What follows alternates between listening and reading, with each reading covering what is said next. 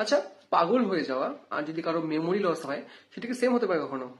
মনে তো হয় না। কারণ যদি কেউ পাগল হয়, পাগল হলে কিন্তু বডিতে আরো কিছু এফেক্ট শো করবে।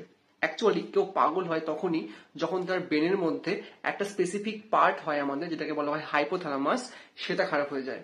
আর সেটা খারাপ হলে শুধু পাগল হবে না, তার সাথে কিন্তু ওর বডি টেম্পারেচারের কন্ট্রোল থাকবে না। মানে ওর হয়তো গরম লাগবে না, ঠান্ডা লাগবে না, ইভেন ওর খিদে পাবে না, জল তেষ্টা পাবে না। তো অনেক সিমটমস তার কিন্তু শো হবে।